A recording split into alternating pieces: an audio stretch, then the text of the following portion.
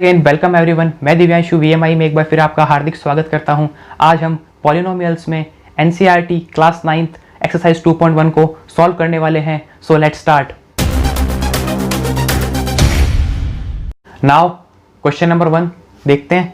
Which of the following expressions are polynomial in one variable and which are not? State reason for your answer. अब ये कह रहा है कि जो नीचे इसमें ये एक्सप्रेशंस दिए गए हैं ये पॉलिनोमियल इन वन वेरिएबल्स हैं क्या, और नहीं है तो क्यों नहीं है, और है तो क्यों है। तो अब देखो दो बातें हैं यहाँ पे कि क्या होना चाहिए। एक तो पॉलिनोमियल होना चाहिए और दूसरा क्या होना चाहिए, वन वेरिएबल होना चाहिए, बहुपद होना चाहिए और उसमें एक ही चर होना चाहिए, यानी एक चर वाला बहुपद पॉलिनोमियल इन वन वेरिएबल होना चाहिए। तो पॉलिनोमियल होने के लिए कंडीशन क्या थी? पॉलिनोमियल होने के लिए कंडीशन यही थी कि जो ये अलजेब्रिक टर्म होती है या अलजेब्रिक एक्सप्रेशन होता है इसकी पावर क्या होनी चाहिए, हमेशा होल नंबर में होनी चाहिए, इसकी घात हमेशा पूर्ण संख्या होनी चाहिए। ठीक है, तो इसमें पावर देखते हैं। तो देखो पावर्स की बात करें तो 2 क्या है, होल नंबर है, 2 पूर्ण संख्या है। इसमें कुछ नहीं है, इसका मतलब यहाँ 1 है, तो ये भी क्या है, होल नंबर है, पूर्ण संख्या है। यहाँ पे कुछ भी नहीं है, तो पहले ही बताया था कि x की पावर 0 लिख सकते हैं। क्यों लिख सकते हैं? क्योंकि x की पावर 0 1 होता है, 7 into 1 वापस 7 ही आ जाएगा। तो 0 1 2 ये सारे के सारे क्या है, होल नंबर से पूर्ण संख्या है, तो पावर तो हो गई whole number. Power whole number हो गई, इसका मतलब ये पॉलिनोमियल्स तो हो गया। अब इसमें वेरिएबल कितने, इसमें चर कितने हैं? एक ही दिख रहा है x, तो इसमें वन वेरिएबल है, यानी वेरिएबल भी एक ही है और पावर भी होल नंबर है, तो इसका मतलब ये क्या हो गया, पॉलिनोमियल इन वन वेरिएबल हो गया। और इसका रीजन क्या है कि इसकी पावर होल नंबर्स में है और एक ही वेरिएबल है इसमें, तो ये पॉलिनोमियल इन वन वेरिएबल है। इसमें इसकी घात पूर्ण संख्या है और इसमें एक ही चर आ रहा है, तो ये एक चर वाला बहुपद है। अब नेक्स्ट की बात करते हैं, y² + 2। इसके पीछे वापस वही y की पावर 0 कर दो, 0 करोगे तो 1 हो जाएगा, y की पावर 0, √2 × 1 वापस √2 आ जाएगा। यहाँ पे देख लो पावर क्या हो रही है, पावर होल नंबर आ रही है, पावर होल नंबर, और वेरिएबल कितने आ रहे हैं, वेरिएबल एक ही है,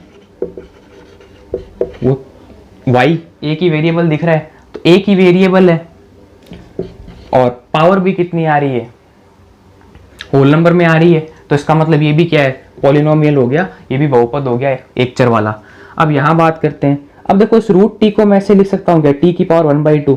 √t को ऐसे लिखते हैं, मैंने आपको पिछले वाले पॉलिनोमियल्स के वीडियो में बताया है। ठीक है, और इस t√2 को ऐसे ही पढ़ा रहने दो।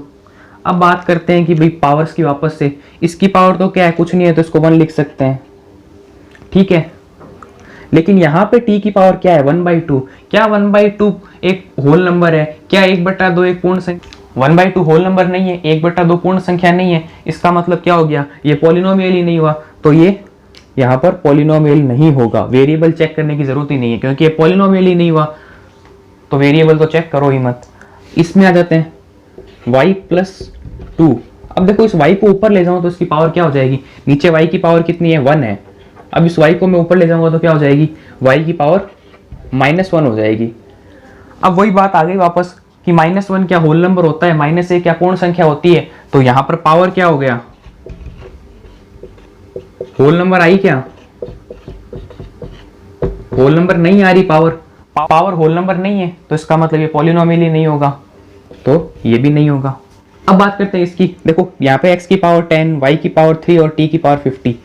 10, 3 और 50 सारे के सारे होल नंबर हैं। 10, 3 और 50 सारी की सारी पूर्ण संख्याएं हैं। लेकिन यहाँ पे वेरिएबल्स कितने हो गए, वेरिएबल्स देखो यहाँ पे x भी एक वेरिएबल है, y भी एक वेरिएबल है और t भी एक वेरिएबल है। तो यहाँ पर पावर तो होल नंबर है, पावर तो होल नंबर है, लेकिन जो वेरिएबल्स है ना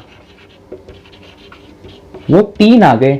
अपने को तो कितना चाहिए, 1 वेरिएबल चाहिए, तो ये पॉलिनोमियल इन 3 वेरिएबल हो गया, क्योंकि इसमें 3 वेरिएबल आ गए। अपने को पॉलिनोमियल इन 1 वेरिएबल चाहिए, तो ये क्या पॉलिनोमियल इन 1 वेरिएबल है? नहीं, क्योंकि ये तो 3 वेरिएबल वाला पॉलिनोमियल है, ये भी पॉलिनोमियल इन 1 वेरिएबल नहीं होगा। ठीक है, now question number 2, right the coefficient of x² in each of the following. जो ये नीचे दे रखे हैं इनमें हमें x² का कोफिशिएंट फाइंड करना है। x² का कोफिशिएंट क्या होगा, जो x² के साथ मल्टीप्लाई में कांस्टेंट डिजिट होगी उसको हम कहते हैं कोफिशिएंट। आओ देखते हैं। अब इसके साथ में मल्टीप्लाई में क्या आ रहा है, कुछ भी नहीं है, कुछ भी नहीं है मतलब 1 लिख सकता हूँ, क्योंकि 1 इंटू एक्स स्क्वायर वापस क्या आ जाएगा, एक्स स्क्वायर ही। तो इसका मतलब यहाँ 1 है मल्टीप्लाई में, जो कि छिपा हुआ है, दिखाई नहीं दे रहा है। तो एक्स स्क्वायर का कोफिशिएंट यहाँ क्या हो जाएगा, 1 हो जाएगा। इसमें बात करें तो इसमें सीधा सा दिख रहा है कि एक्स स्क्वायर कहाँ है, एक्स स्क्वायर की पावर ही नहीं है। तो जब पावर नहीं है तो मैं ऐसा लिख सकता हूँ प्लस 0x स्क्वायर। तो यहाँ पे एक्स स्क्वायर की मल्टीप्लाई किससे हो रही है, 0 से, तो यहाँ पर 0 हो जाएगा क्या, कोफिशिएंट ऑफ एक्स स्क्वायर। अब मैं इसमें बात करूँ तो सीधा सा दिख रहा है कि एक्स स्क्वायर के साथ मल्टीप्लाई में क्या है, π/2। इसका मतलब π/2 हो जाएगा एक्स स्क्वायर का कोफिशिएंट। इस क्वेश्चन में बात करूँ तो यहाँ देखो माइनस दिख रहा है, तो चलो माइनस एक्स स्क्वायर को क्या लिख सकता हूँ, -1 इंटू एक्स स्क्वायर। यही तो होता है, -1 इंटू एक्स स्क्वायर ही तो माइनस एक्स स्क्वायर होता है। तो यहाँ ये -1 छिपा हुआ था जो दिखाई नहीं दे रहा था, तो यहाँ एक्स स्क्वायर का कोफिशिएंट हो गया -1। जैसे कि यहाँ 1 हुआ था और वहाँ -1 हो गया, क्यों, क्योंकि यहाँ प्लस था और यहाँ माइनस है, इसलिए यहाँ -1 हो गया और यहाँ +1 हो गया। Now question number 3, give one example each of binomial of degree 35 and monomial of degree 100। अब बात आती है कि भाई ये बाइनोमियल और मोनोमियल क्या होता है। बाइनोमियल का मतलब हो गया वो पॉलिनोमियल जिसके अंदर नंबर ऑफ टर्म्स, पदों की संख्या 2 हो, वो पॉलिनोमियल जिसमें नंबर ऑफ टर्म्स ओनली 2 हो, वो होता है बाइनोमियल। और मोनोमियल मतलब एक, जिसमें नंबर ऑफ टर्म्स एक हो, जिसमें एक ही टर्म होगी, वो वाला पॉलिनोमियल हो जाएगा मोनोमियल। अब भाई समझ लिया मोनोमियल और बाइनोमियल। तो अब बाइनोमियल की डिग्री क्या होनी चाहिए, 35। मतलब जो ये बाइनोमियल है, 2 टर्म्स वाला पॉलिनोमियल है, इसमें जो x की मैक्सिमम पावर क्या हो सकती है, वो हो सकती है 35। तो x की पावर 35 लगा दिया, ये तो क्या हो गया, मैक्सिमम पावर ऑफ x हो गई। इसके बाद आप कोई भी टर्म लिख दो, सपोज मैं लिख देता हूँ x की पावर 33। तो ये क्या है, बाइनोमियल है जिसकी डिग्री 35 है। की पावर 35 के साथ अगर 2 लिख दूं, x की पावर 35 के साथ अगर 7 लिख दूं या 7x लिख दूं, तो ये सब क्या हो जाएंगे, ये बाइनोमियल हो जाएंगे डिग्री 35 के। x की पावर मैक्सिमम 35 रखो और 2 टर्म्स रखनी है सिर्फ, तो ये बाइनोमियल भी हो गया और डिग्री 35 हो गई, क्योंकि मैक्सिमम पावर 35 है और नंबर ऑफ टर्म्स 2 आ रही है, 2 आ रही है। अब बात करें मोनोमियल्स की, और उसकी पावर क्या होनी चाहिए, 100। तो सीधा सा मोनोमियल तो एक ही होता है, तो कोई भी एक वेरिएबल ले लिया, सपोज मैंने ले लिया y, तो y की पावर क्या लिख दूं, 100। y की पावर 100 लिखी तो ये मोनोमियल भी हो गया और डिग्री 100 भी हो गई। सिमिलरली एग्जांपल हो सकता है x की पावर 100 या z की पावर 100। तो ये इसके एग्जांपल्स हो सकते हैं किसके, मोनोमियल ऑफ डिग्री 100 के। और बाइनोमियल ऑफ डिग्री 35 के एग्जांपल्स ये हो गए। क्या किया, 2 टर्म्स लिखनी है, क्योंकि बाइनोमियल में क्या होती है, 2 टर्म्स होती है, और मोनोमियल में क्या होती है, एक ही टर्म होती है। डिग्री का मतलब क्या हो गया, मैक्सिमम पावर। मैक्सिमम पावर यहाँ 35 होनी चाहिए, देखो 35 ही आ रही है, और यहाँ मैक्सिमम पावर क्या होनी चाहिए, 100, तो देखो 100 ही आ रही है। तो ये हो गया बाइनोमियल ऑफ डिग्री 35 और मोनोमियल ऑफ डिग्री 100। अगर आपको वीडियो अच्छा लग रहा हो, पसंद आ रहा हो और चीज़ें समझ में आ रही हो, so please like, share and subscribe and also press the bell icon for latest update. Now question number 4, right the degree of following polynomials. अब ये डिग्री क्या होता है, डिग्री का मतलब ये हो गया कि पॉलिनोमियल है उसमें जो वेरिएबल की मैक्सिमम पावर है वो क्या होती है, उस पॉलिनोमियल की डिग्री होती है। चलिए क्वेश्चन करते हैं और अच्छे से समझते हैं इस चीज़ को। अब ये एक पॉलिनोमियल है 5x³ + 4x² + 7x। इसमें इस टर्म में x की पावर क्या है, 1 है, यहाँ 2 है और यहाँ 3 है। तो इस पूरे पॉलिनोमियल में x की मैक्सिमम पावर क्या हो गई, 3 हो गई। तो यहाँ पर इसकी डिग्री क्या हो गई, 3।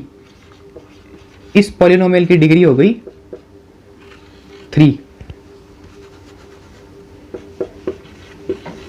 क्यों, क्योंकि इस मैक्स की मैक्सिमम पावर क्या है, 3 है, तो इसकी डिग्री हो गई 3। अब इसमें चलते हैं, इसमें देखो वेरिएबल क्या है, y है, और y की मैक्सिमम पावर क्या है, y की मैक्सिमम पावर है 2, तो इसकी डिग्री क्या हो गई, इसकी डिग्री हो गई 2। नाउ थर्ड पे चलते हैं, 5t - √7।